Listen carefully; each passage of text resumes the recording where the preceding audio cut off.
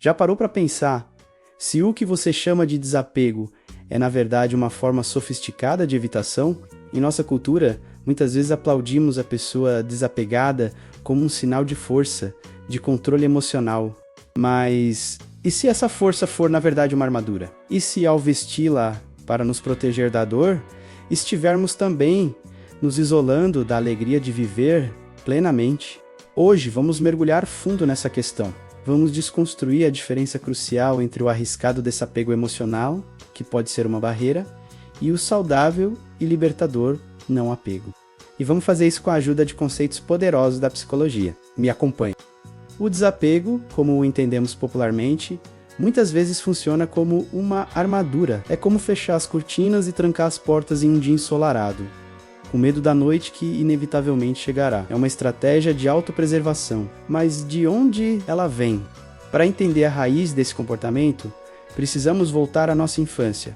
Psicólogos pioneiros como John Bowlby e sua colaboradora Mary Ainsworth revolucionaram nossa compreensão sobre os vínculos humanos com a teoria do apego em seu famoso experimento. A situação estranha, Ainsworth observou como bebês reagiam à ausência e ao retorno de seus cuidadores. Ela identificou padrões e um deles é o apego evitativo. Crianças com esse padrão aprendiam muito cedo que a demonstração de suas necessidades ou emoções não era bem recebida ou era simplesmente ignorada. Para manter a proximidade com o cuidador, elas aprendiam a suprimir seus sentimentos, elas se tornavam pequenos adultos independentes e que não davam trabalho. Essa criança cresce e o que acontece com aquele mecanismo de defesa? Ele se torna um padrão de vida. O adulto com um estilo de apego evitativo é muitas vezes o mestre do desapego emocional. Ele aprendeu que a vulnerabilidade é perigosa e que a intimidade pode levar à dor da rejeição ou do abandono. Daí ele vê como solução construir muros. Esses muros se manifestam de várias formas. Dificuldade em manter relacionamentos longos, uma sensação de sufocamento quando a intimidade aumenta. A tendência a racionalizar e minimizar os próprios sentimentos e os dos outros. E uma busca incessante por autossuficiência que, no fundo, é uma forma de dizer: eu não preciso de ninguém, porque depender de alguém é arriscado demais. O problema é que essa armadura é pesada, e ao nos proteger da dor, ela também nos impede de sentir a textura real da vida, a profundidade da conexão e a beleza da entrega. Se essa reflexão sobre os muros que às vezes construímos está fazendo sentido para você, se você já se viu colocando um tijolo nessa barreira para se proteger, faça uma pequena pausa e clique no botão curtir. É um gesto simples, mas que me mostra que estamos conectados nesta jornada e ajuda essa conversa a chegar a mais pessoas que talvez estejam se sentindo presas dentro de suas próprias fortalezas. Agora, vamos descobrir como podemos gentilmente começar a abrir algumas janelas nesses muros. Se o desapego emocional é como fechar as cortinas, o não apego é um convite para sentar confortavelmente perto da janela e simplesmente observar o tempo passar. É ver o sol, a chuva, as nuvens escuras, entendendo que você não é o clima lá fora, mas o céu que contém tudo isso. Existe uma abordagem na psicologia que nos ajuda a entender isso de forma brilhante. Ela foca não exatamente no que nós pensamos, mas em como nós nos relacionamos com os nossos pensamentos. A ideia central é que temos uma habilidade incrível, a de pensar sobre o pensar, ou seja, podemos dar um passo atrás e observar nossa própria mente funcionando, como se estivéssemos assistindo a um filme.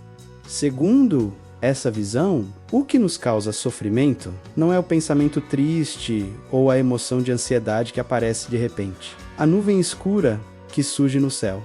O verdadeiro problema começa com o que fazemos depois que ela aparece. Nós ficamos presos num ciclo vicioso.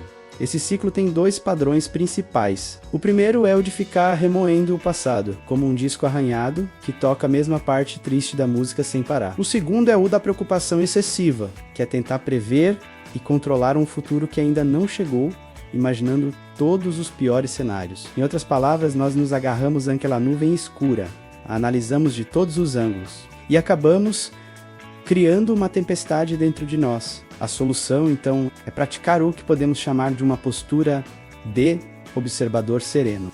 Não é ser indiferente ou frio, é o ato de notar seus pensamentos e sentimentos sem se juntar com eles. Você os reconhece como quem diz: ah, olá, ansiedade, tô vendo você aí.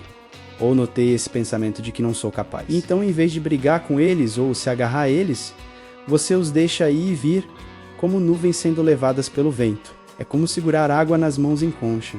Se você apertar com força, tentando possuí-la, ela escapa por entre os dedos. Se você relaxar a mão, ela permanece ali, cristalina, por um instante. Isso é não apego. É permitir-se sentir tudo, a alegria, a tristeza, o amor, o medo, com uma calma interior que entende que tudo na vida é passageiro.